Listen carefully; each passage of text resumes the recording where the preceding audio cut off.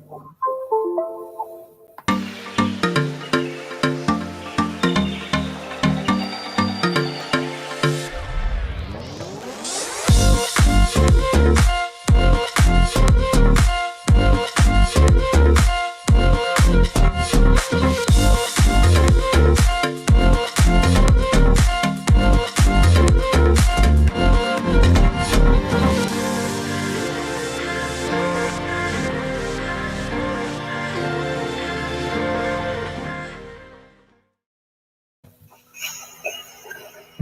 are we doing, guys? We are back again. We are back again with a big match preview.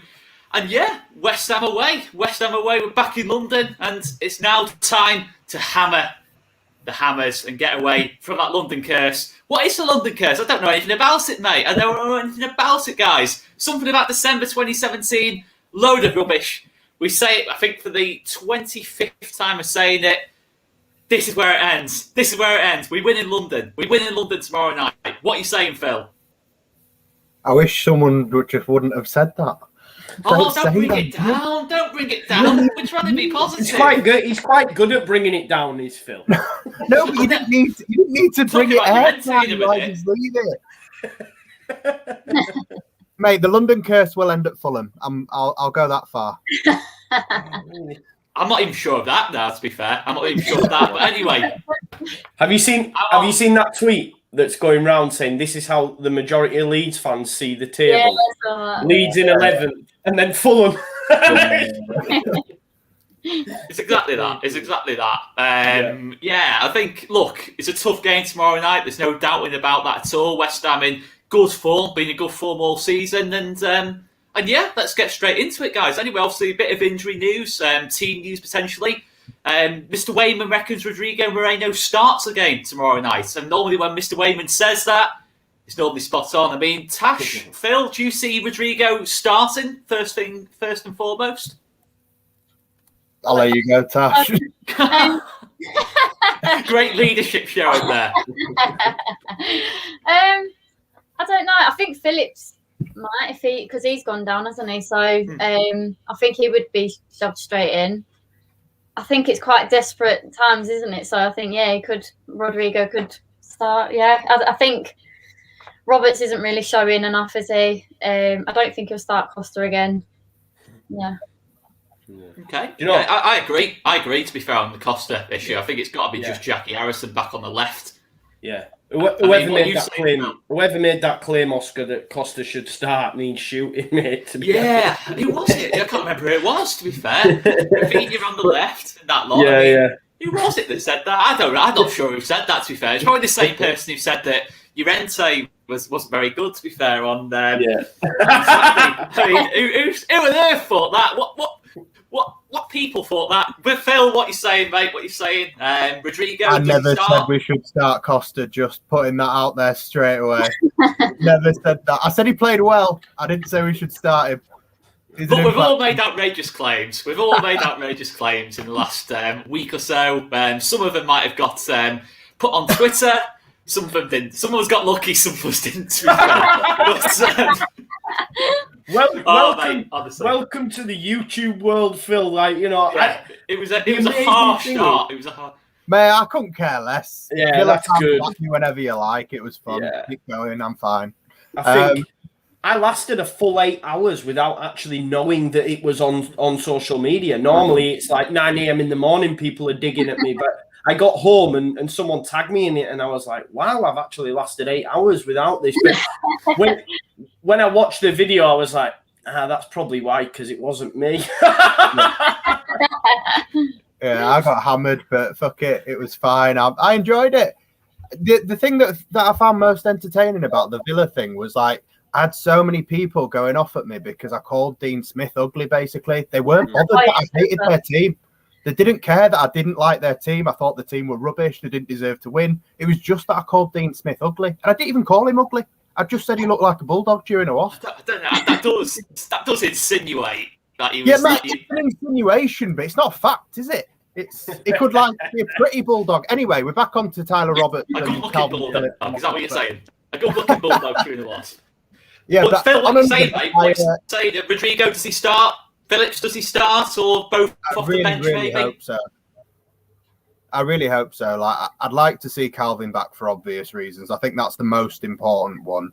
But to be honest, yeah, I think they're not far off as equally important as each other. Tyler's been all right at times while he's been covering, but realistically, we need Rodrigo back. We need Calvin back. And I think the only thing that I really want to start seeing from tomorrow night, and people can be a bit annoyed if they want to what I'm about to say, but the games that we've been losing lately, like Villa and Wolves and Everton, the ones where I don't feel like we really deserve to lose, I really want to see us. I know this could be a long-term thing, but I want to see us turn those loses into draws. Like, let's get a point from those games. I know we don't draw games. I know we don't, but I'd really like to see. Drawing games. No, I don't want a bore draw. I want like a 3-0. Tomorrow night, 3-3 would be lovely, man. I'd enjoy that. I'd take that. I want to win, but I'd be happy with it. I just want to lose. I've got to say, I've never heard that before, though. I'd take a 3-3 draw.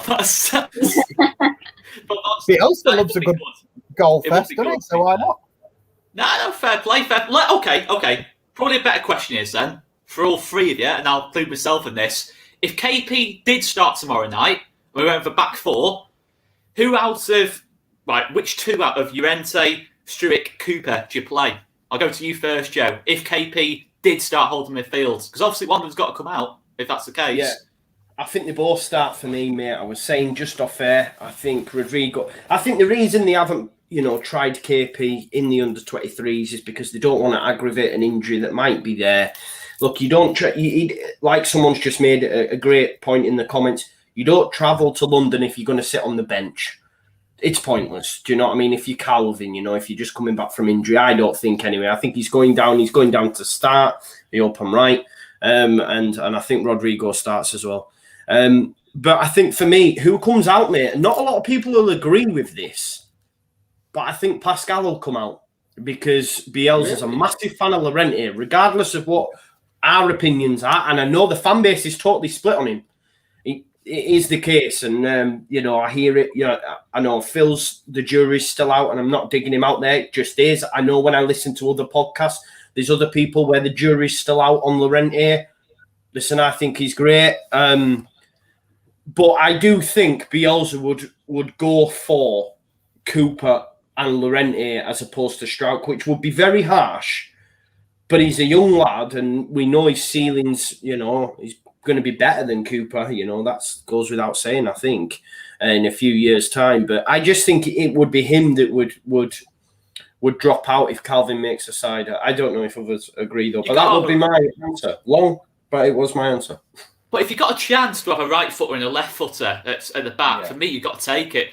But I'd drop Cooper, to be honest. And that might sound really controversial, but I'd actually drop Cooper and put Struijk in, because I think you renting Struijk.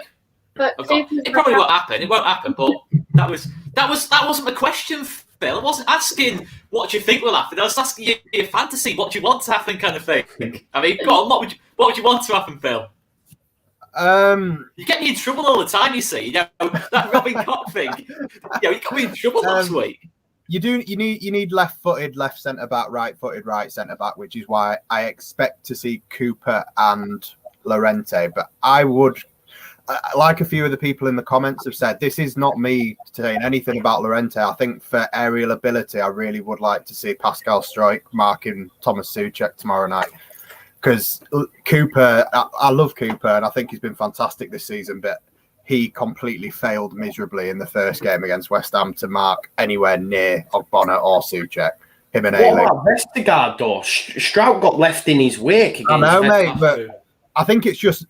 Struijk's the tallest person we've got. That's my only argument for that. But to be honest, I think he's getting dropped anyway, so I don't think it makes a difference. So I do think it'll be Cooper and Llorente. We'll just see. It's very, very difficult to predict anything Bielsa's going to do, but I would say he'll go and drop Pascal, but we'll see if that's the right thing to do or not, won't we? Would you go along with that, Tash? I think with Struijk, in terms of since he's come into the team, I think we've got the third or fourth best defensive record in the league. I mean, it'd be incredibly harsh to drop. Ever since that 6-2, he's come in, we've been keeping clean sheets. Yeah. I think that's really hard. For me, I'm not disagreeing. I think it will happen. I think it will work out that way. But for me, he's got to stay in the team. I think the height thing, like you say, is a big factor because that's where West Ham is most strongest in set pieces and corners, and that's how they scored against us before. So you know, and Strout's got a header before from a set piece. So you know, I think aerial ability. I think West Ham was so strong at. So yeah, I don't know though because Llorente did have a really good. He did a really good job last game. So yeah, it's a good. This is like a good thing to have. Yeah.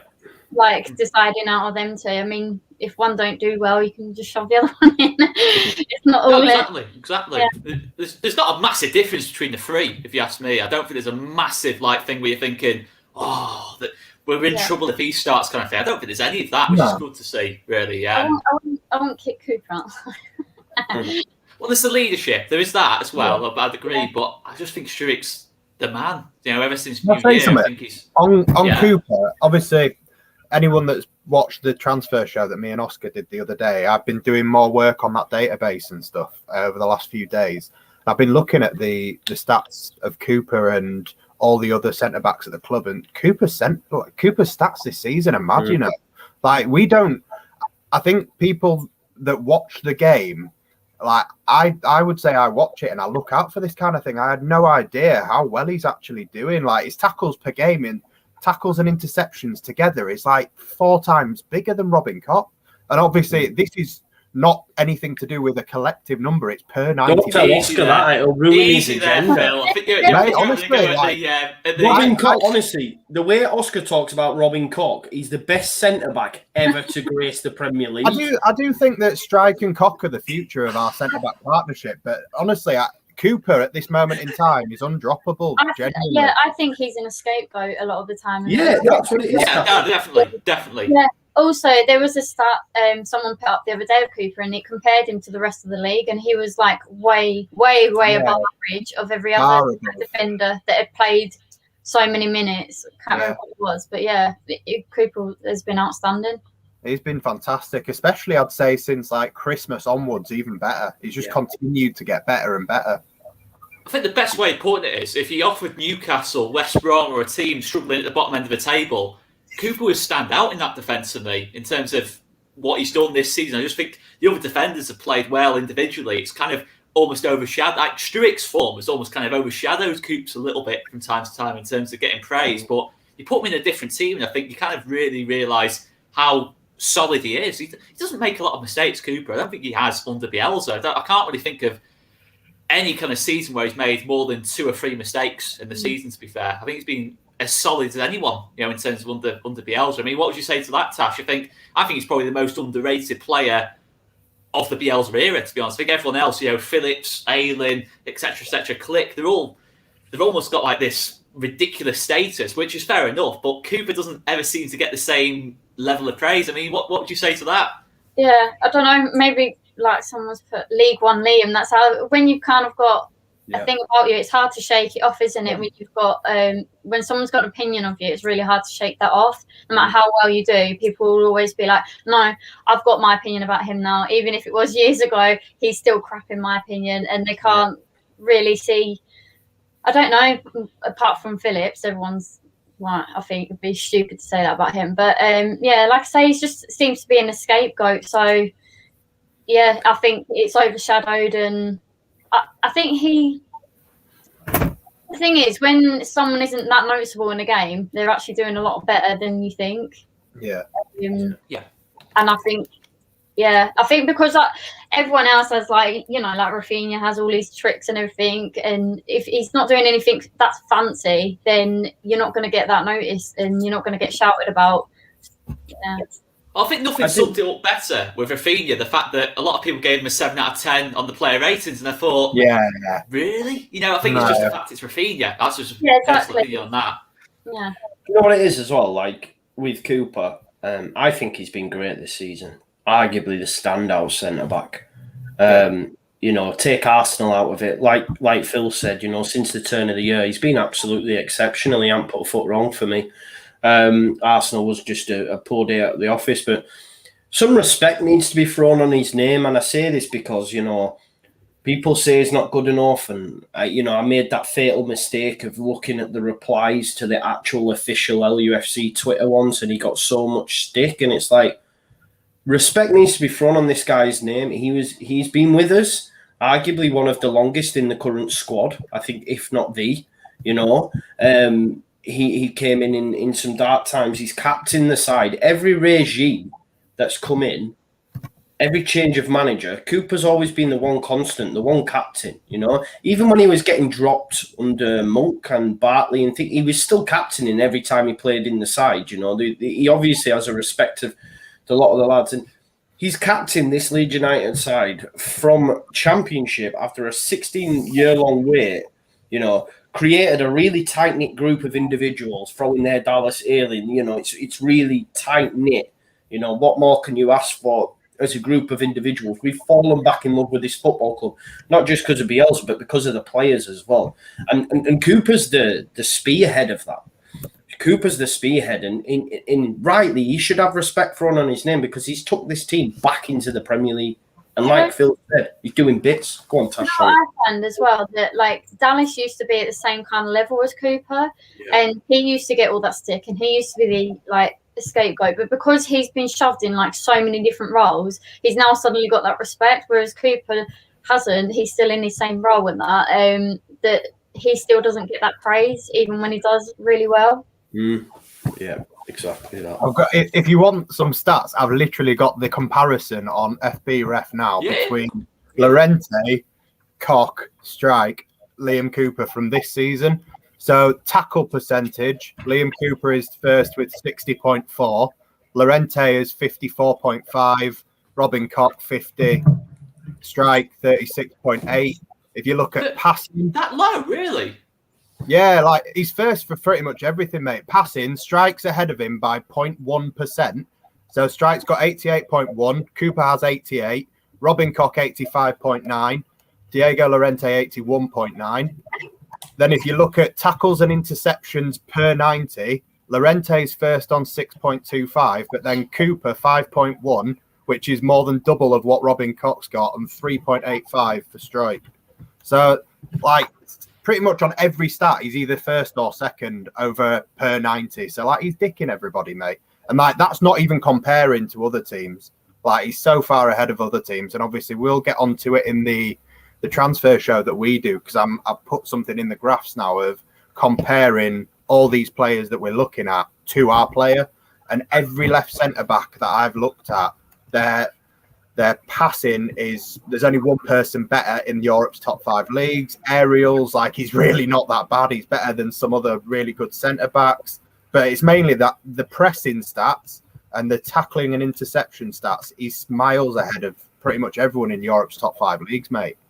So we're basically saying that Cooper's the best centre-back in the Premier League. In the world, mate. Yeah. That's what we're saying. Pretty much what we're saying. To be fair. And fair enough. But let's talk for me as well. So just another topic of conversation for tomorrow. I've got to approach the subject. I love him, but Mateusz Klich.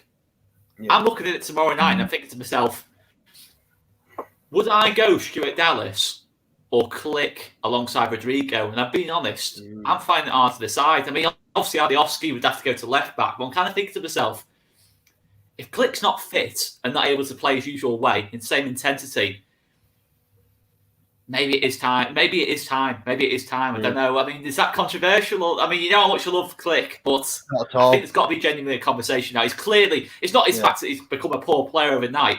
He's just not fit. He's just not fit to be playing, You need to rest. Starting games for me.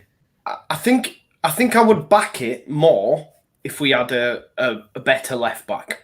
Yeah, but the fact that we've got Gianni and we're going to be up against Jared Bowen, and we know that Dallas has done a job on Jared Bowen a number of times, I would back Dallas in that left back position and keep Klich in. But I do agree with you, it is an option and something. If we had a recognised, sounds like I'm being harsh on Alioski. I just think, I don't know. I think if we had the answer to the question for me, mate, it could happen. And it'd be a viable change because Klich is obviously not right. But it means bringing Alioski in at left back. And I think I'd rather have Click in and Dallas at left back. For me, anyway.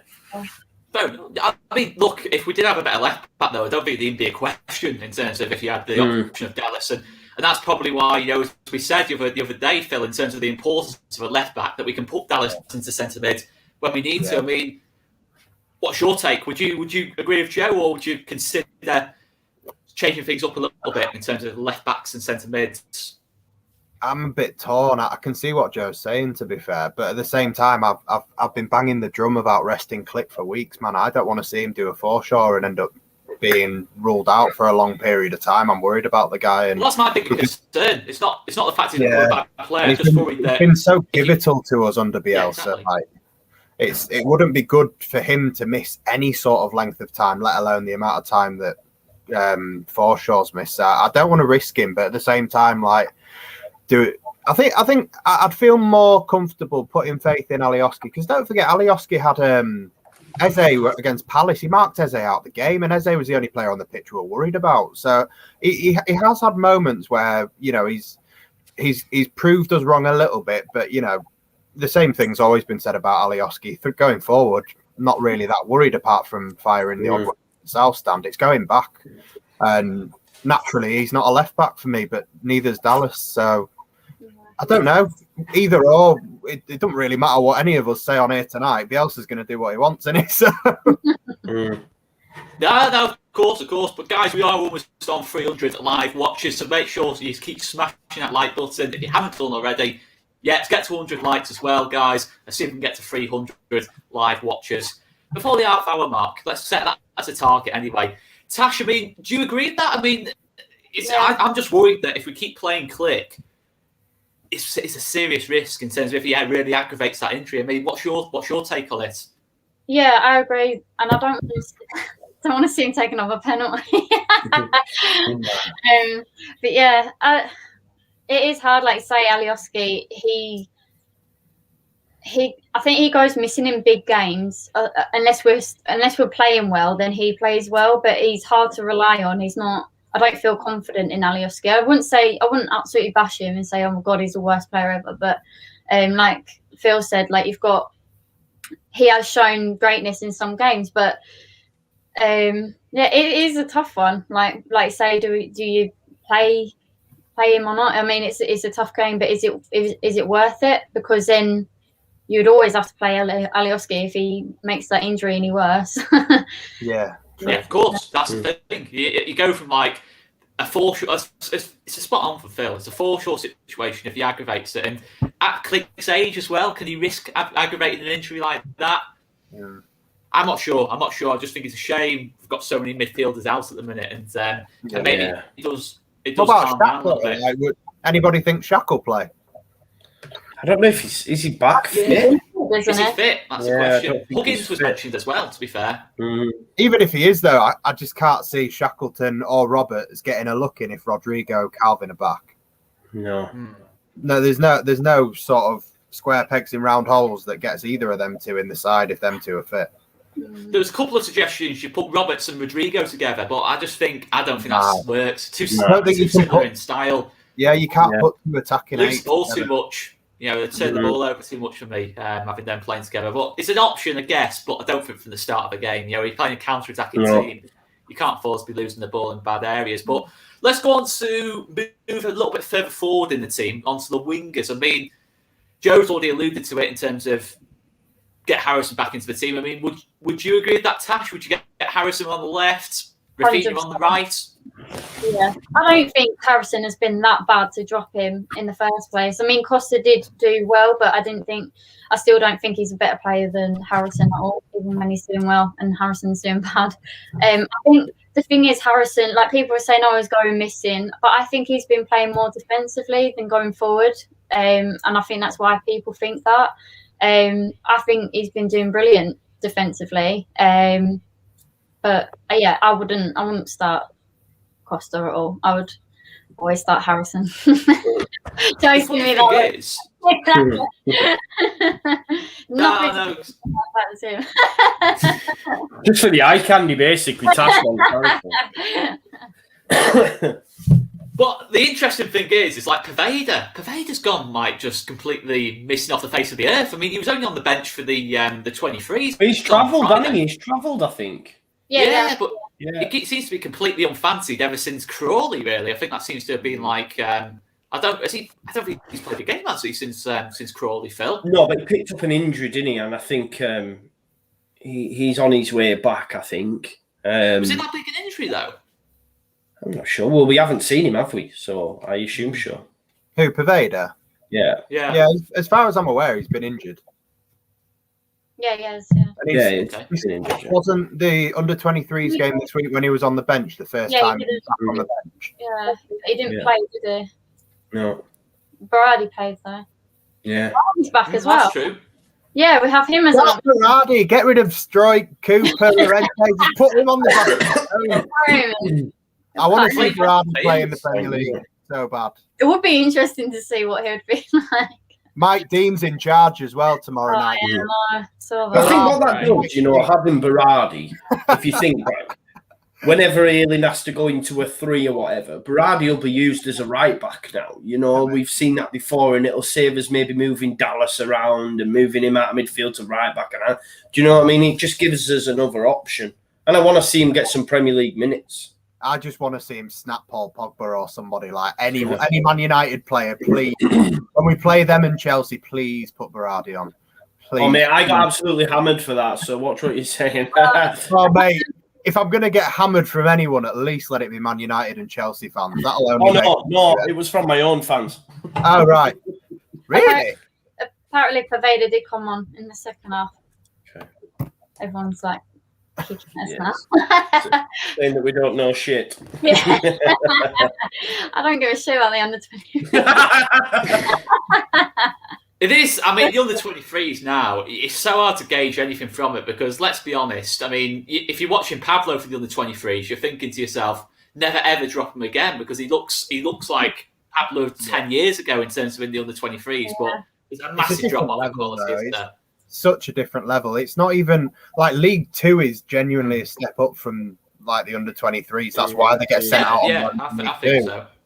So it's playing against fully grown men, and that's playing against mainly kids, other than people coming back from injury, isn't it? So you can understand why it's a different level. That's why I'm a little bit on the edge about Rodrigo starting. I'm thinking to myself, it's a tough test playing like 2 90s and kind of like what will be. Well, I know we didn't play the full games before the 23s, but playing 2 games in like 3 days, if you're not fully back. But look, if he starts, I think we'd all be buzzing, won't we? To be fair, because he was on it. He was on it for the 23s. But let's obviously talk a little bit more about West Ham. I mean, for you, Phil, what's the main area of West Ham that worries you, apart from set pieces? Because that's too obvious. I thought, you've just said it, mate. I don't even need to answer. Please, if anything, I know it sounds a bit ridiculous, but if you want a reason to start Jack Harrison and not Helder Costa, giving those needless free kicks away in dangerous areas, man. I don't want to criticise him. I think he's done really well lately. Not well enough to start for me. He can come on for the last 20 minutes and hopefully make an impact, but we can't afford to be giving free kicks away, which we do anyway, naturally. But in wide areas like Ogbonna and Souček frighten the life out of me. I know we've tidied up a bit on set pieces since the first time we played them, but even still, I wouldn't be looking forward to them getting a free kick near our box. But I think the only thing that we can take confidence from is in that first game, those set pieces aside, I don't really think they troubled us. Don't get me wrong, I don't think we troubled them that much either. Really?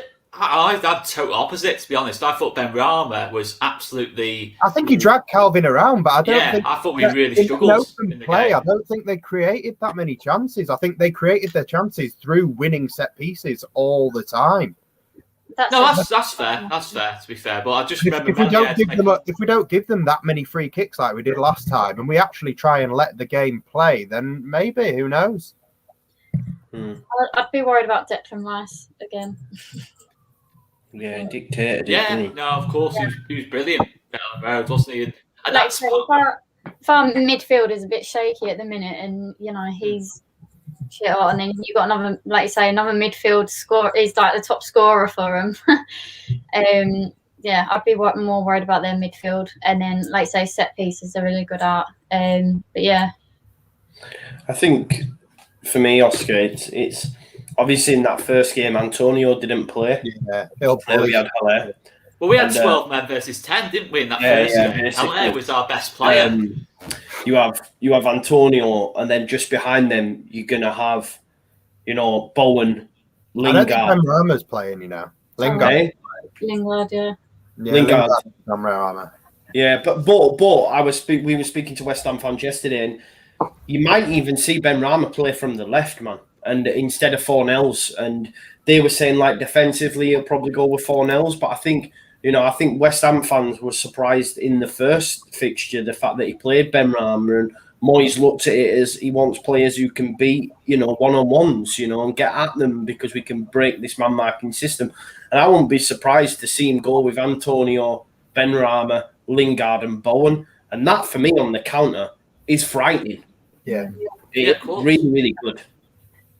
Oh, the fourth Lingard scoring tomorrow, though. And that stupid celebration. That stupid celebration. I'm just fearing it now. I'm gonna get more rattled by Lingard than I did at the beginning last week. Honestly, I'm gonna get rattled. I mean, I'm feeling it already. I'm feeling the Jed rant in the background tomorrow night if he scores. Yeah. Oh. Set yourself up for it, Oscar. Like, don't expect anything. I'm sort of hoping that I can reverse psychology the cosmos and make it happen. Phil, you're not very positive, are you? No, positive. Bear with me on this one. So every time I feel like we're going to win, we end up getting smashed. And because I thought we were going to beat United. I thought we were going to beat Chelsea. And I was fuming after those two games. So tonight, I'm thinking, we're not going to win. We're not going to win. And hopefully the cosmos just works and aligns and gives me a win. Yeah. I mean, Phil is pretty. I remember we just beat Southampton 3-0, right? And Phil came on and we said, "How did that go, Phil?" And he went, "I'm just concerned that Click might be injured." I just won the game 3-0, man. No, I could have hated the first 20 minutes and then the rest of it was good. When we're trying to give people 8s or 9s out of 10, you're going, no, we can't do that. You can't do that. No 8s, no 9s, all 7s and 6s. Yeah. I mean, I'm not being. If we won the league, Phil's first thing would be, "Oh, I'm not sure we can defend it next year." Yeah, that'd be the first thing Phil would say. "I'm not sure we can defend that next year." Hey, I'll just try and stay level-headed. That's all. I don't get too excited. It's all long-term vision, isn't it? That's all I'm about. No, fair enough. But I mean, Tash. I mean, for me. Look, I know we said Struijk against Vestergaard for that Southampton game got left for dead once or twice, but our set-piece record has improved a lot since Struijk's been in the team. And if he drops out tomorrow, all of a sudden it's the same sort of defenders other than Llorente coming in that struggle on set-pieces against West Ham. Surely that's got to be a bit of a concern. Yeah, that's a very good point, yeah. I don't know what else to say on that. You said it, yeah. It is concerning, though, for me, if Struijk's not in that team tomorrow on the old set pieces, just getting things. Yeah. I think the big thing, mate, is Meslier, man. Meslier comes. Yeah, there's that. Meslier comes out more. Burnley. Burnley was the change in Leeds United's fortunes when it comes to set pieces. Prior to that game, every time we conceded from them. Then if you watch that Burnley game, that second half, we got absolutely battered and he came for everything. Since that point, if it's within his area, he comes for it. And, we've been defending them a lot better. And, naturally, because of the start we had, our set-piece record looks absolutely shocking. But if you look from that Burnley game onwards, it's actually not that bad, It's just we went through a stage where we were really bad. And I think maybe Bielsa didn't give it much thought, but then when we were conceding from every single set piece, he's like, I think we need to look at this now. Do you know what I mean? Yeah, we just played devil's advocate, though. That Burnley game was Struijk's first start, to be fair, as being six. I know obviously Mellier's played a big part too, but I still think, even if you have Meslier coming out, you do still need someone who's just going to put his head on everything. And I do worry a bit. I mean, we I got understand that you last wanted week to drop Cooper and bring in Strauch, mate. We get it, all right? We get it. Yeah, but all right. I got masted last week when they said they went saying Cooper lost 2 headers against Watkins. I do still stand by that, to be fair. I thought that was, I mean, whoever it was, who lost the header against John McGinn? That's sackable offence. Wasn't it Tyler? Wasn't it Tyler in the that middle is of the like park? just drop. I think you should just be dropped at the 18 for that. To be fair, if you lose a header to John McGinn. I mean, anyway. But the other thing is as well. I think me and Joe alluded to it yesterday with the West Ham fans. West Ham are very, very good at protecting Leeds, and we are very, very bad at getting back into games. I mean, the Villa game, the Brighton game, a couple of other games this season. I suppose the West Ham game at home. Both Wolves games. They were horrible. But... They were horrible because it kind of felt like as soon as they scored, we started the games quite brightly. Then they scored. It was like we just couldn't get anything going. I mean, I really do fear a 1-0 game tomorrow where if they score early, we have 70% of the ball and we just can't break them down. I still have that fear in terms of it might improve a bit with Rodrigo being on the pitch, another goal scorer on the pitch as well, but is that concerning to you, Phil, if we did concede first tomorrow, like our poor record of getting back into games? It wouldn't have done a few months ago. It is starting to a little bit now. It's one of these things where, if you notice, like for me, both Wolves games, the Aston Villa game, I think the most recent Villa and Wolves game in particular, teams have started like going 1-0 up and then just not playing football at all. Time waste, pain injury, dive all over the place. And whatever it is that does to us, it just seems to really mess with us. Like we can't get anything going. They proper like interrupt our rhythm. And I think we struggle to cope with that. I think the first goal will be crucial tomorrow night. The only problem is if we score first, we're just as likely to continue and go on and lose it anyway. So... It could go. I think if we score first, it's if we score an amazing record. Yeah, we've got a good record when we go first. I think, I've seen a few people putting different teams in the chat, talking about Leicester, etc. And yes, we did concede first there, but Leicester ain't a side like a West Ham, like a Wolves, etc. That are just gonna. I'm with you, Oscar. We said yesterday, if we were to concede within the first 20 minutes. You might as well just say, get back on the bus or get back on the train and we'll just go again midweek. You're not going to find the bus, mate. They'll be too busy parking it for us. Yeah, well, that's what I'm saying. Yeah, exactly. That we will struggle big time if they score first. Within the first 20 minutes, it'll be just that's worst nightmare stuff. That early fiver on Souček header. Just saying, happened last time. Again, nice positivity there, Phil. Nice positivity. I'll be positive when we play Fulham. That's when my positive. I think, but Fulham are all right, Fulham were good today. So, but the genuine thing is now, I look at our next few games and I'm thinking to myself, oh, damn. Okay, this might be the next 2 months. I don't want any of it. We might have that turbulent spell of the season, but we've got that nice gap. But I just hope that people are going to be calm. Mate, you've got no chance of people being... We're going down. We lose tomorrow and people say, Fulham won Liverpool. Yeah. That's it. Relegated. Come on.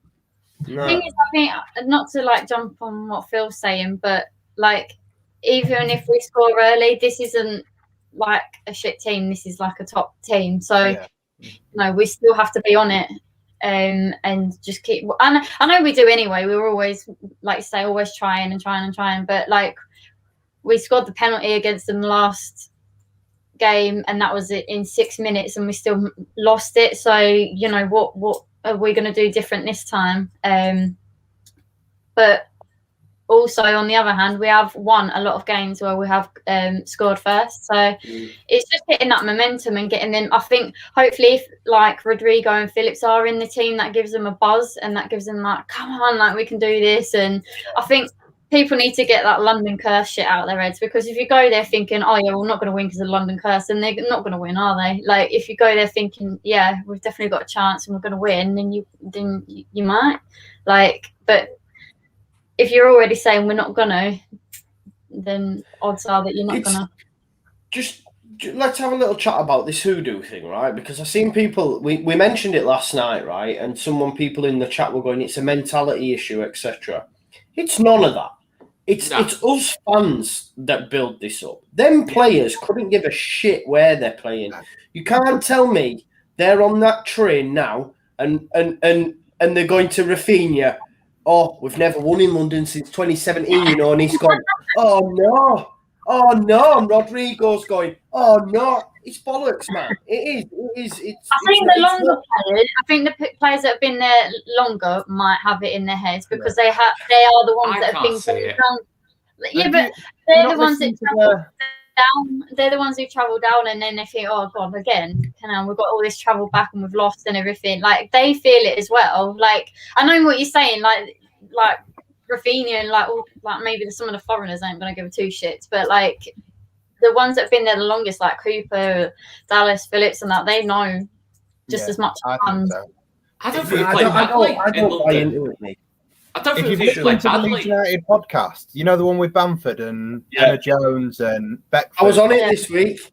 I know you were. I heard you, mate. You were. They've talked about it with Paddy on there, and Paddy has said that the players do talk about it. They have spoken about it, and they know that is a thing, and they don't understand why, but they want it to change, and they have that mentality. So I think they do talk about it between Paddy, Cooper, Dallas, Ayling, Calvin, the lads that have been here a while. I think they do talk about it. There's no way Bielsa, when he's doing a team talk, Bielsa don't give a fuck. It's 10 minutes before the game, he's saying, right, he's going to mention anything about. No chance he's going to mention London. I mean, the thing is, Liverpool went on this big run at home wins and that lot. Yeah. They lost the game. They now can't win a game for Toffee at home. I think the same thing might happen with us. We'll win a game in London, and then all of a sudden we'll win 4 or 5 in a row. I just think that's the way these kind of hoodoos work sometimes. But the other thing is Mike Dean. I mean, that just makes things. That bothers me more than London, to be fair. Mike Dean refereeing the game because, it's just not a great thought. It's not a great thought at all. He's a celebrity, isn't he? Well, there'd have to be something. Mike Dean makes it about him at some point. There's no doubt about that. Yeah, he's a bell end, isn't he? I liked him until we were in the Premier League and he could affect us. Yeah, the standard of compilation class. The standard of officiating is shocking. I mean, you only have to look at Brighton West Brom last week. Yeah. Like he gave the goal, he didn't give the goal, he gave the goal. It was absolutely shocking. Like it's mental, man, and. I don't know. I thought VAR was. I don't think VAR's been as bad as what I thought it'd be. It's not VAR, bro. It's not VAR, Oscar. It's the people managing the VAR. That's the thing. The system works everywhere else. Yeah. Everywhere else.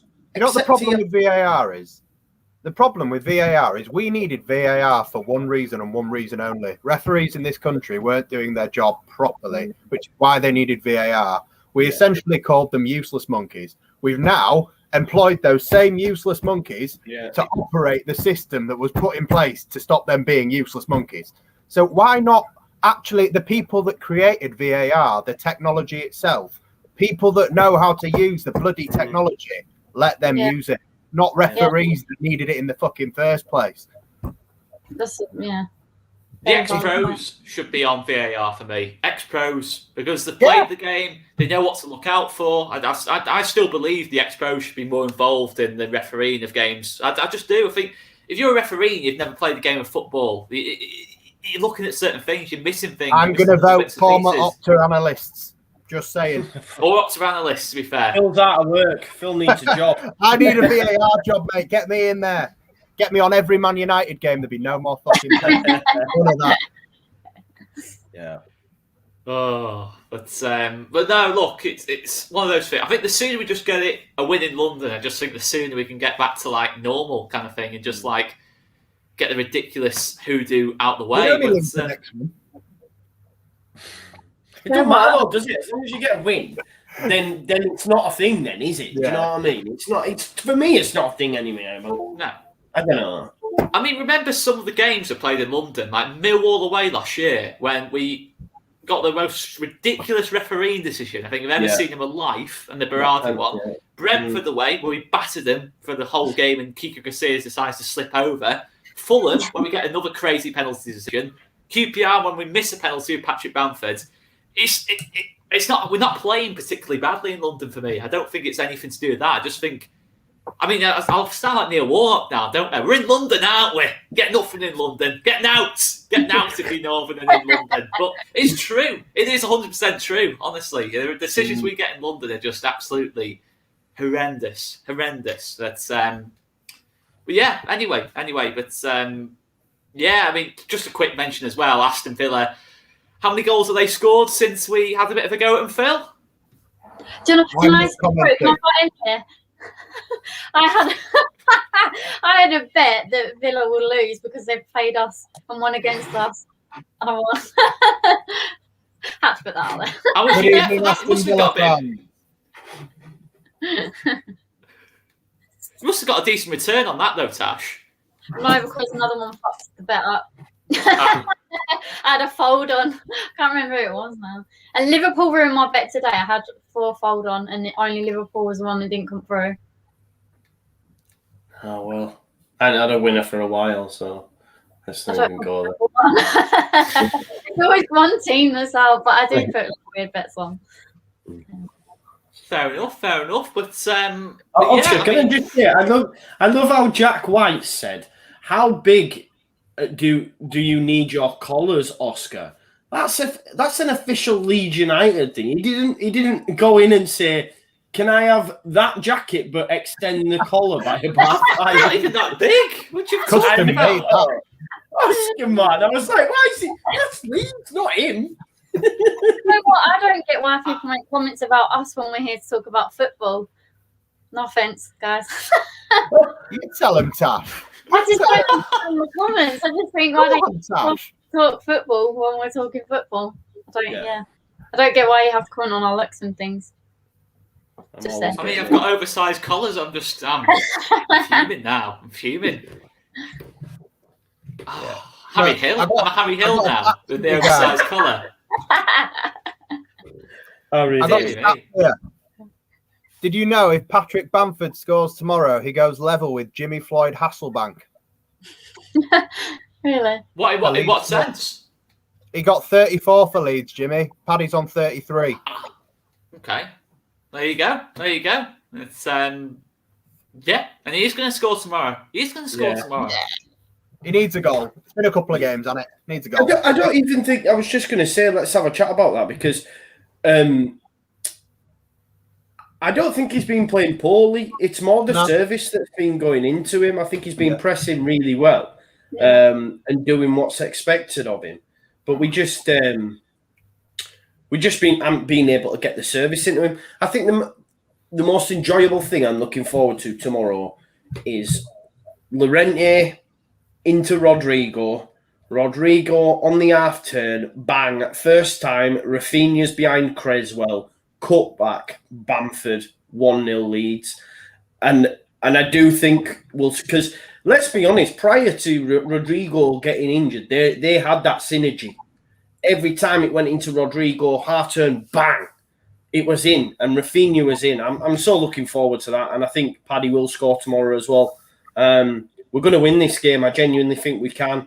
I wasn't looking forward to it, but then when Tash tweeted out earlier on about Calvin and Rodrigo going, for me, they make it, and it's a massive, massive plus. And let's go get a win in London, man. Fucking come on. I don't even think it's just a massive plus. I think it changed the whole complexion of the game. I genuinely think against Villa, I honestly think if you have Rodrigo, KP on that pitch, I think we win the game, to be honest. I honestly do. And I genuinely do think... I don't think we concede that first goal, to be fair, if KP's on the pitch. I'm waiting for Phil to go, yeah, but they were on the pitch last time we played against them and they lost. KP, of course he played. Yeah, but Phil, he's not even said it. Phil's not even said it. That's just Tash trying to get me started. And my collar's big, guys. I'm getting really paranoid about this now. It's not big, man. It's not big. It's really got to be that now. That collar's comment. I'm not going to lie. It's a great shout from James Power. and it's something we should have definitely looked at before. Why don't we just organise a friendly against a terrible team in London in pre-season and then just beat them? And then we can say, well, we beat so-and-so. Do you know? We'll get hammered like 20-0. You do realise it's competitive football. Yeah. Against 10-year-olds. Yeah, Just put a load of 10-year-olds together and we'll beat them. And then we end up losing. Oh, or you could just have an easier game and organise it against Millwall. Don't know, mate. We don't do well down there. No, do we? we don't do well. I mean, you got Rodrigo on the pitch and that lot. They're not bothered about Millwall, are they? They've been to like Bilbao away and that lot. They're like pussycats compared to Bilbao away. Anyway, Well, I right. don't know. I mean, you've got like last time I went down there, man. I had a man and his daughter like looking across, going, "Yeah, Yeah, I saw that. Like, I don't know if that's happening at Bilbao. Maybe I remember. Oh, I don't know. Oh, but I remember the first time. Where did I hear it now? But the first time under Bielsa, when the likes of Saiz and Alioski went and they were getting spat at and that, they froze. They buckled under that. It's a totally different kettle of fish down there. I don't know why we've ended up going round there to there. We don't have to go back there for a long, long time. Boys. It's fine. No. And they ain't coming I up. don't even know why we're talking about this London Hoodoo because we're going to win tomorrow, aren't we, guys? Yeah. Yeah. Phil, yeah. Can I go 3-3 draw? Draw, yeah. Even a goal would be a great result, though. If Calvin and Rodrigo play, then I'll think I'll probably have a draw anyway. Yeah. If they don't play, then if they don't play, we expecting Pascal and Roberts. I think it'd be extremely tough without both of them. Yeah, and that's not a discredit to us. Like, look at where they are in the table. Like, if they win tomorrow night, they go back into the top 4. I mean, I know Liverpool are having a bit of an off season, and Tottenham haven't been at their best until recently. But you know, West Ham and Leicester are up there for a reason. And look what Leicester have done to us once. And so far, Wolves are the only team to beat us twice. And in both of those games, I don't think we deserve to lose either of them. I think we did deserve to lose to West Ham the first time. So I can honestly say West Ham, unfortunately, they are a better team than us at this moment in time. Maybe not long term, but if we do lose to them, it's no disgrace. They're a good team. There's not many players from our team. To be fair, if we're being totally objective about it, I don't think there's many players from our team that they would kind of really barge the doors down for, kind of thing, smash the doors down for. There's not probably 2 or 3, if we're being honest. I mean, they'd be daft not to take Calvin. I know they'll love. No, they'd take Calvin. I was thinking more Calvin, Rodrigo, Rafinha. You know, they'd take Bamford. Yeah, you'd take Melier as well. To be fair, they haven't got any keepers, have they? Would they take Bamford over Antonio? I think they would. I think they would take Bamford. I think it's over a different. Antonio. They don't play like that. Not take over him, but I think they would take him. They're very light, aren't they? Since they sold their star striker, Haller. Haller, yeah. Well, he's better than Haller, isn't he? And they wouldn't have to pay nowhere near what they paid for him, if we're being honest. True. But let's have a quick. I think we've already had a prediction about Bamford, but he's on 13 now for the season. 10, 11 games to go. How many is he going to finish with? Phil? I'd be happy if he finished on 16. To be honest, I think 3 more is fine. Didn't he get 14 or 15 last season? 16 he got last season. That's what I mean. Like, I'd be more than happy with that. I think he's already done what he wanted to do. He's proved everybody wrong. There's plenty of time. He could get to 20, but 15, 16, he's absolutely fine for me. If he gets more, great. To be fair, Phil, you'd be happy with 15 degrees in the middle of summer, wouldn't you? To be fair. No, mate, I need a bit more than that to get a tan round here. 18's fine. Fair enough. Joe, what are you saying? You saying higher or lower? What's he on now? 15? 13. 13. You're 3 more? Come on. No, I said I'll take it. 11 games to go. So 3 and 11, probably just below what he's... Well, it is below what he's doing at the minute. How many more games to go? 11. Look at them games, though. Look at who we've got to play. I can't wait for April. In those games, so his record. I can't wait for April. I'm not going to lie. I think April's going to be absolutely unreal. We're Right, with Bamford, yeah, he'll go quite a few games without scoring and then bang 3 in one game. Yeah. I'm going to go 20. I'd love 20. Imagine. Brilliant, mate. I'm going to say 18. I'm channeling Brian Harvey from E17 here. Yeah, I was a bit. I've lost trail of thought. I've got big collars now. I've got you putting your calf like that. I mean, it's all controversial. It's all controversial, to be fair. But I'm loving the comments for Vinny. To be fair, I'm loving the comments for that. You know, it's been emotional. But anyway, that was the worst. That was the worst Cockney accent I've ever heard. Will you better it then, mate? I'll do it if you want. Oh yeah. Well, to be fair, you know. You were going to predict how many Bamford's going to score. Yeah. I'll go 19. I'll go in the middle. So 6 in his next 11. I'll go for. That's a lot. He's going to go for it. That's a lot. Hat-trick against Brighton. I'm going to go for it already. I'm going to put it out there. Early doors. Ben White against Patrick Bamford. The return, it'll only end one way. But just completely off topic, though, I noticed that on Cursed Football Takes on Twitter did put that out actually last night in terms of Brighton and Graham Potter saying that they didn't want to sell Ben White to one of their rivals. I love that. I love that, to be fair, seeing that on Twitter. That was that has come back to bite them, hasn't it? Yeah, massively. I hope they go down and we get him for free. There must be some sort of clause in there. I'm not that bothered about Ben White anymore. We won't go back in for Ben White. No, I don't think we will. If I'm gonna be honest, I still really miss him. I can't get. He's doing nothing in the Prem though. He's not been great this season. Not on the Bielsa. Yeah, mate. Do you not think if we could get him to kind of, you know how Stroik's been filling in at 4 for Calvin when Calvin's not there? Ben White did that last season. Yeah, he did, yeah. But I didn't think he was that good in that. No, he was great I that didn't season. think he was great in it either. I didn't think he was great though, to be honest. Yeah. I've and that's honestly, a championship. Yeah. That's a championship. I'd still have him back. I think you'd be same here. 100%. He was the best centre back we've had for a very, very long time. However, the ship sailed. We've got Llorente, we've got Koch, we've got Cooper and Sprout. We're not going back for Ben White. You know what? Yeah, I'm not. Right. Because the thing is, we say, oh yeah, we've got Cooper, we've got all these and that, but we've like let in so many goals. So whose fault is it? Because Melier's absolutely phenomenal, and when you break down each play, they're absolutely phenomenal. But then, so where are we going wrong then? So do you think Ben White stops that? No. There you go. She does. I feel more confident with him. Yeah. No. But set pieces. Yeah, exactly. I prefer Dunk to Ben White, no doubt about it. I think Dunk's the far There's better player for me. to White though. Dunk's the finished product. Like he ain't going to get any better now. Dunk. Ben White will get better. But anyway, we're not Brighton fans. Stop Brighton. There you go. I mean, but no, I think we handled that situation well. I mean, I think we did a fantastic bit of business. I think emotionally, I think we all said spend the money on Ben White. We didn't. We got in 2 or 3 centre backs. We got in Rodrigo. I honestly think, you know, going back, if we had just spent that money on Ben White, I'm not convinced it'd be higher in the table. No. We would regret it. We did well with the money that we spent in the places we spent.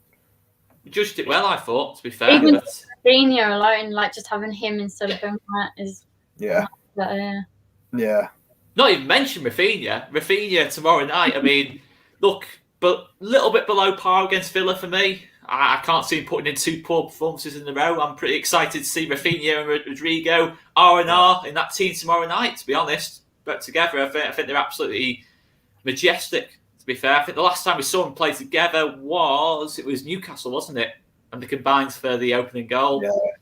I mean, I'm buzzing to see Rafinha tomorrow, and I think it's massive. I think it's massive for us tomorrow night if Rafinha plays on that right hand side. You know, Harrison back on the left, Rodrigo, Bamford playing close to each other. I seriously do think we've got a decent chance tomorrow night. Can I just say as well, like, stop fucking objectifying a female in the chat, talking about like shit and a partner and all this sort of stuff.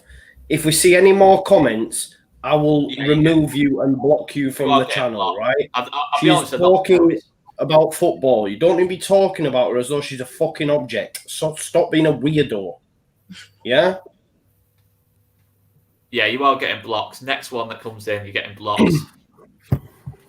It's yeah, no need for that. But okay, let's go on to some predictions then. Let's get some predictions in. We're on the hour mark. I think I'm going to go from more negative to more positive. So I'm going to start with you, Phil. I don't want to end on Phil's prediction because Phil's going to we're going to be like, we're going to win, and then Phil's going to say, yeah, but no, I get why you've gone for the chronology. Yeah, I want goals and I want a point. I want 3, but I think it's more realistic to have a 2-2 draw, 3-3 draw. Take it. Yeah, a draw would be superb tomorrow night. Tash, what are you saying? I was going to say, who's the next negative person? Is it going to be? I mean, I should go next, actually, to be fair. I'll throw it out there and go 1-1. Well, I was going to say, on the Leeds United Lasses, I predicted 1-1, so I can't really go back on that. But yeah, I feel a bit more positive with if Calvin and Rodrigo win. So, but I don't know, if they score, they win. I think even if we go first, I think if they score, we win. So either a clean sheet for us or a draw. Yeah, absolutely, 100%. But Joe, I've teased you up. What are you going to go for? Mate. What are you going to go for? You're going to smash it apart. What are you going for? We're winning. The London hoodoo is done. I do think we will concede, and we probably will concede from a set piece. As I know, I said we've been doing a lot better, but West Ham are the fucking dons when it comes to scoring from set pieces. They have some unreal aerial ability, but I do think we can get a win. And if we start with Rodrigo and KP, man, come on, please. My opinion could change if they don't make the lineup. Because I just don't like Strauch and Roberts against this very good West Ham side. It just doesn't work for me. So, but if the starting lineup is as I believe, then I think that we win the game 2-1. There we go. See, it worked. That worked a treat. That worked a treat in terms of building up from one to the other. I think that worked really well. Yeah, Russ, couple of predictions coming in. Russ is saying 3-1. A lot of positivity, which is good to see. A lot of positivity. Yeah, I mean, I think the big thing for me, in terms of it's going to be easier when we see the starting lineup. I think if Struick and Roberts were to start, I probably would be on the more negative side, to be honest. If I'm being totally honest, I think if the biggest buzz, I think for every Leeds fan will be seeing KP and Rodrigo in that starting 11, it'll be a massive, massive buzz. And obviously Harrison back on the left as well. But the only thing I'd say is if Bielsa did make all those changes, you're talking like 3 or 4 changes there. That's not very Bielsa-like, is it, if we think about it? Yeah, that's true. Not for a league game now. To be honest, we had 3 changes at half time in that game. Which game? Crawley. Yeah, that's cup though. That's cup. We know Bielsa doesn't really care about the cups at the minute. It was. Can we go back to COVID where it was 5 changes, please? Yeah. It's Crawley. Can I just say as well, like just to back up my claim that let's do this. I'm going to come to that super chat there, Padre McKenna. We will come to you. And thank you for sending that in. We will get everyone to answer because I'm really big on that. But what I want to say, like, just caveat the reason that they start is that this season under Bielsa, we've definitely seen a change in tack with the level of player that we have in the Championship. Yes, they had to play in the under 23s normally for 1 or 2 games before they came into this Leeds United side. However, that's changed. That's changed this season. Okay. Sorry, I'm just thinking about that. So I don't agree with this standpoint that Rodrigo only played half the game. That means for me he's got even more likely to start. The fact that they only give him 45 and not 90. I think as well, Calvin's not been risked because they said we don't want to bring him back too early just in case we aggravate it. Now, what would happen if he played him in an under-23s games and they aggravated it? Then it is a shit show. Then it is, well, you've just fucking injured him for no reason. At least if you're going to play him, you play him in a big game. You don't risk aggravating it against under-23s. That's just my opinion. And that's why I think they just come in. And I just want to shout out Fergie's son as well. We love you coming on, love the support, but we just don't need to be seeing that sort of shit, mate. Okay, I know you come and I know you give us a lot of support. We're really grateful, but we just don't need to be hammering on with that same stuff. All right. But let's bring this quick comment in. He says, if we are being honest, are we totally safe? You guys discuss. You want me to start as the optimist? Yeah, we're safe. In all honesty, we've got 2 games in hand on Fulham, who have 18th at the moment. We are 9 points clear of them with 2 games in hand. We're not going to lose every game until the end of the season. And what do we need? I know people say 40 points is the magic mark. It's not. 35 or 36 has been enough for years now. All we need is 1 more point, really. And to be honest, out of 12 games, I know we got some hard games. We're not going to lose every bloody game. We're fine, everybody. Like, realistically, we should be looking up the table, top 10, try and break into that. We shouldn't be looking down. Southampton lost 8 games out of 9, won 1 game, and now they look totally out of it again. That's the big thing for me. Liverpool have lost like the last 10 and something daft, haven't they now? Of course. They've not really dropped as much as you'd expect them to. I just think everyone's inconsistent. I think it has to take something massive. I think it'd have to be a massive injury crisis for us to even get dragged in. Never mind actually. I don't see it. We might drop down the table a little bit around April, which is understandable if the games have got to play. Maybe even the next couple of weeks with the games have got to play. We might drop down a little bit. We might drop, into the bottom half of the table. Well, a bit lower in the bottom half of the table. We might drop to 14th, 15th. But I don't think there's going to be a concern about getting dragged in with the other teams because Newcastle and Brighton, I'm not being funny, Newcastle especially, I mean, never mind getting points. I don't think they can even get shots on target. Newcastle, they're not great. They're not great at all. I mean, they've got Saint-Maximin, Wilson are out. I just see them possibly getting I think we're totally safe is look how far we are. We're 11th. That is amazing, let alone without all of our injuries as well. We've done that well with so many injuries. Like we've said before, when Liverpool are not doing well, they're like, oh yeah, but they've got these injuries and blah blah. But we don't get that credit, and we're a newly promoted team, and we've done absolutely brilliant with loads of injuries. So everyone's starting to come back now, and I think that's why we're going to be totally safe.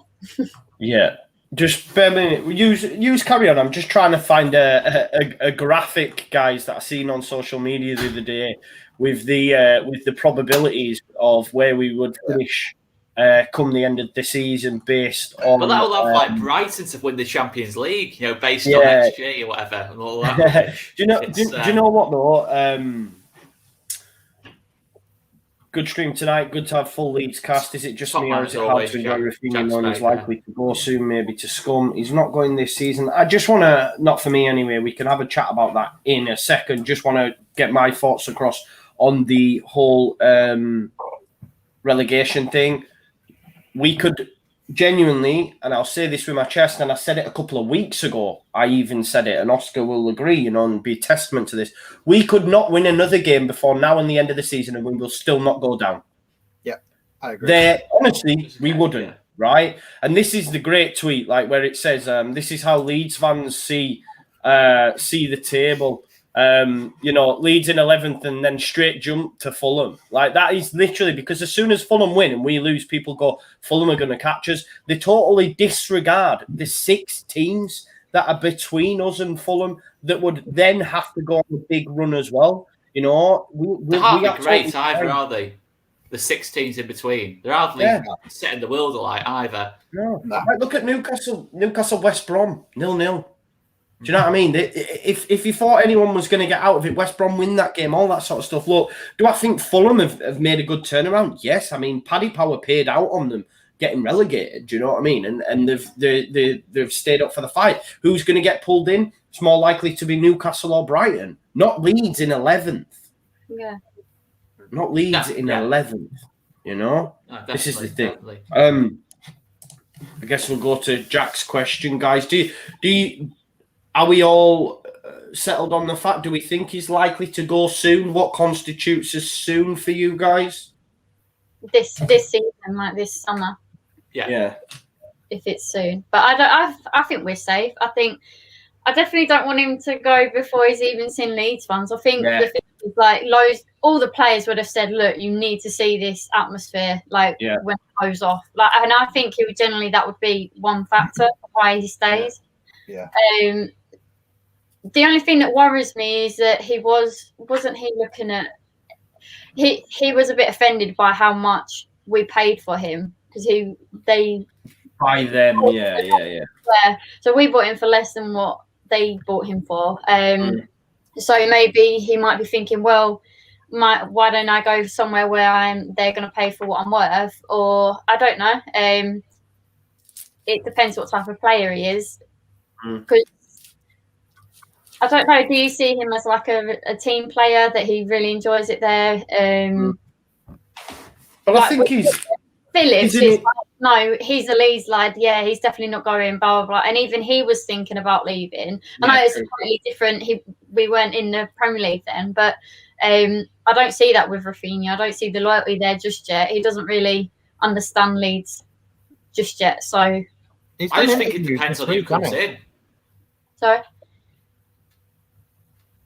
He's done interviews this week, though, hasn't he? And he said he likes it here, and he wanted to come because he wanted to play for Bielsa. I just can't see why, if you wanted to come to play for Bielsa and you don't want to come and play for Bielsa for any other reason, that you want to better yourself as an individual. Yeah. Like, I don't think that's a 12-month experiment, and he wants to get lost. We've got a 5-year contract on him. He's tied up till 2024 at least, I think. Like, we're under no pressure to sell. I think at some point in the next few years, if someone comes in and offers daft money for him, then we probably will and should take it. But this summer, with the kind of caliber of player that we're going to be bringing in and the aims that we've got for next season, you can't turn to players like Calvin Phillips and Bamford, Meslier and Rodrigo and say, we believe in this long-term ambition for the club, if you then turn around and sell a player like Rafinha. We need players like them on board long-term for us to start going somewhere. That's the difference between the management, isn't it, from Radrizzani? He's completely different to any other owner that we've had. And you can see that, but even that, just him selling, like him giving LL Cool J like tops, he's got, you can see his mind is always like 10 steps ahead. What he's going to do for us, what brand he's going to make for us, and he's not just going to keep selling. I remember thinking, like, wow, this is the first time in ages I'm not that worried about selling all our big in the past, we've sold out of necessity, though, haven't we? Like with Fabian Delph and Lewis Cook and Charlie Taylor. We sold them because we had to. We do not need to sell anybody now. And the thing is, as well, is if we do lose them, I'm just enjoying Rafinha, to be honest. I'm not panicking if we lose them, because let's be honest, first 4 games of the season without Rafinha, we had 7 points. We almost beat City. We almost got something at Liverpool. I don't think Leeds United as a football club ends. This whole era ends if Rafinha walks out the door. I think the biggest worry for me is Bielsa, and it always will be Bielsa, and I think he will stay another season. And I'm a lot more. Put it this way: if you gave me a choice between Bielsa staying another season or Rafinha, I'm still taking Bielsa all day long. Any player, give me any player, give me 2-3 players. I'm still taking Bielsa staying another season. But the thing is, as well, when we lost people like Cook, Taylor, Byron, we're bringing in people like Mustafa Carriol, Liam Bridcut, Toumani Diagouraga. This is the thing. We're not going to do that this time. We're going to have a proper scouting network. We're not just going to bring players who will think, they look good against us 2 weeks ago in the Championship. We're going to actually have a proper recruitment method. We're looking at La Liga, we're looking at La Liga, we're looking at Serie A. Victor also will have watched Phil's presentation on Thursday. It's all good. We've got Phil's prepared 10 names already for Rafinha. We're all good. We are all good on that. It's up to about 25 now. It's to be fair, I noticed that. That's the thing, though, what you've said, Oscar, is like if you ask any Leeds fan now, there's always been the argument, would you rather better players or a better manager? I think now we would all say a better manager. We've had so many managers that have come in since like we got relegated, and I think that just proves, you know, Bielsa has taken, you know, championship, you know, mid-championship team right up to Premier League and doing amazing in Premier League. Let's be honest. There's at least 3 or 4 players who you look at and think, would they stand out for Barnsley in the Championship? And that's not me having to go at them, but would they stand out on their own for Barnsley in the Championship? I'm not going to say which players I'm thinking, but Kiko Kasir is one of them. But, you know, would they stand? They wouldn't. They probably wouldn't, to be fair. You know, if we're being honest, maybe Johnny Alioski, would he stand out at left back for Barnsley? Would you look at him and say, oh, he's an outstanding Championship footballer? You probably wouldn't. I just think Bielsa has got the collective going. That's the big thing for me. I think it's all about the team. There's never going to be a case under Marcelo Bielsa, no matter who we bring in, where there's going to be an individual that carries us. I just don't think that's the case. I think a lot of people are saying that everything has to go through Rafinha. No, it doesn't. Jack Harrison's actually got more goal involvements than Rafinha this season. Bamford's got more goal involvements this season. I'm not saying Rafinha's obviously the better player, but this idea that we're reliant on one man, you know, look, we've got Luke Ayling, who's like, what? I can't even remember the stat now, Joe. What's he the best in Europe at? Progressive. Go on. Phil's the man to tell you this. Phil, sorry, Phil. I'm going to sorry, Phil. Sorry, Phil. Phil, what's he best at? Running. It's progressive running stats. So he's carried the ball over more distance than Lionel Messi, basically, per 90. So he's basically he's better than Messi, technically, and he's got better hair. Yeah. He's going to win the Ballon d'Or, is what we're saying. You know what I mean? I call him Mr. Progressive Pass. Like, this is what I'm saying. He just runs with the ball, and he's so good. Yeah. But we haven't seen that a lot of late, to be honest. I think he's been lacking in that department. Yeah. Is that because he's trying to make up for other areas? Possibly. And don't forget, that stat is including when he's had to play in a back 3 and he's played at centre-back at times. Yeah. Yeah. He's one of our most pivotal players and most underrated players, but the last couple of games he's not been quite to his normal standard, but I think that is because his high standards are so high. Definitely. We've got Raj in the chat says, lads, I love you and I love Messi. Please don't make me choose. Oscar wakes up with this dilemma every morning, Raj. So just you and him should have a chat. Like, you and him should have a chat. Well, I don't even know what that means. I love you and I love Messi. Can't you just love both? We were talking about Messi. And he's saying, don't make me choose between Leeds and Messi or us and Messi. But I'm saying I can't choose. I can't choose. That's ridiculous. That's absolutely ridiculous. Like, I like NFL and I like football. Don't let me choose between the two. Just watch both. You know what I mean? It's not that hard. Just watch both. What a ridiculous thing to come out and say. We're not asking you to make a dilemma. We're not asking you to make a dilemma. I mean, I don't get that. Mate. I tried to make a joke just out of the fact that you love Messi. It's gone very wrong. I apologise. It wasn't one of your best, mate. It wasn't one of your best. Step up. Should we just get back to the real crux of the matter and agree that Ronaldo is better than Messi? Never. No. Why are you trying to push this agenda, mate? Why are you trying to push this agenda? Where's he? Why are you pushing this agenda, man? Why are you pushing this agenda? Mate, 3-on-1, mate. You lost. It's fine. That argument ends the same every time. It's always a 3-1 anyway. No matter who you put in. Leave the comedy to the experts. True. Oh, but guys, I guess we have kind of gone off a bit off track now. Yeah, have we got anything else to add about the game? No. I guess tomorrow, we'll be back.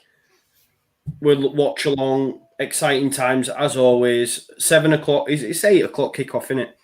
7 o'clock lineup reaction. 8 o'clock game. Then we'll have a post match. Then we'll have player ratings and. Just keep it locked at ALLLEEDSTV as per. That's all I would say. And also, we've got some exciting things coming throughout the week. So, look, all you people that are in the chat, what's that? It's true, though. Of all the players, it's an outrageous take, mate. It's an outrageous take. You dismiss him. It's my opinion. But you can't can't say that about someone that's from the same city as Marcelo Bielsa. You can't say that. So just because he's from the same city, I have to automatically like him, do I? Yes. I don't make the rules, mate. I don't make the rules. I don't make the rules. Listen, let's not forget here, Oscar, you were voted off on round 2 of the weakest league. With a 100% record. 100% record. That's what we claim. Like Sam Allardyce, 100% England win ratio. Best contestant ever. On this stream because he's still angry about I was fuming. I was fuming. You know, Ellis didn't want to be there. Ellis didn't want to be there, and I got voted off. You know what I mean? But you know, part and parcel. It is what it is. I won $1 million the other week as well. Me and Joe won the $1 million. We shared. I'm going to say, don't say I won the $1 million. I think you'll find that I got both the last 2 questions correct. I can't believe you had to like thingy on Port Vale. I was like screaming Port Vale. We didn't take any risks. We didn't take any risks, did we? We were very smart with that stuff. We were very smart. You know, we No, I'm going to send you my article on message, just saying. Yeah, it'll just get deleted, mate. Don't worry. you know, no, send it, mate. I'll have a look and see if I agree. Yeah. Joe's got. Joe wakes up every morning watching Ronaldo's Man United highlights. If you ask me. No, I do not. No, he dreams of Rooney and Ronaldo in the same team. That's what he dreams of. And just to further the point, Joe, Ronaldo, who did he play for? Exactly. The winker as well, who knocks England out of a World Cup, and you're saying he's better than the little man. Yeah, but who did he do the winking for? What? He did it to... Yeah, I get it. I hear what you're saying. And I shouldn't like him. And I do. I do... I just like I don't not like him, but he's just like... He's not better than Messi. It's not close for me either.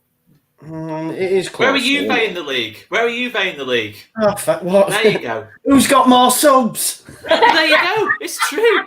It's true, though, you know. God, yeah. Anyway, I think he's just doing it to wind me up now. He genuinely doesn't think it. He's just doing it to wind me up. He's doing it to just rattle me. We can all agree that the new Don is going to be Erling Haaland, and we can all enjoy him anyway. Or Rafinha. Or Rafinha. Yeah, nah, it's I going to be. don't think he's quite. Erling is like he's not. He's just robot. That's to be fair. I don't want him to get that good though, because then we're never going to get him. Isn't his like cousin like banging him in as well? Yeah, he is. Yeah. I think we should get the offer in just already for the. Yeah. He's at Molde, mate. Nobody knows about him yet. We could defo nick him. I was thinking it the other day. I was thinking. Or why don't we start farming Alfinger Haaland's sperm and just start creating new Haalands? Do you know what I mean? Set up name him as well. Factory and just have these little baby Haalands popping out. Future managers. That wasn't disturbing at all. This is really interesting. If anyone knows Alfie Haaland or Erling Haaland, clip this 30 seconds of ALLLEEDSTV. And put that I'll tell you what, that'd make some video, that wouldn't it, for the views? Alfie Haaland sat somewhere in Norway. Absolutely going that. Come on, Al. I don't mean none of that shit. Get him to do it.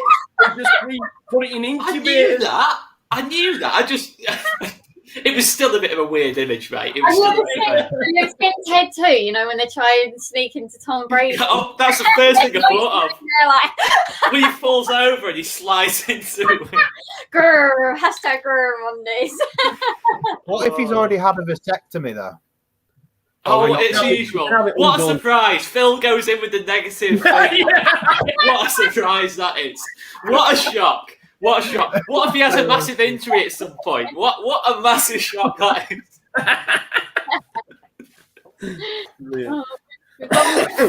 I'll go to bed now. I think we have completely gone off track here, haven't we? Do you want to just play the jingle and, you know... Thank you for watching, everyone. Yeah. Can you do it, Tash? My internet's like...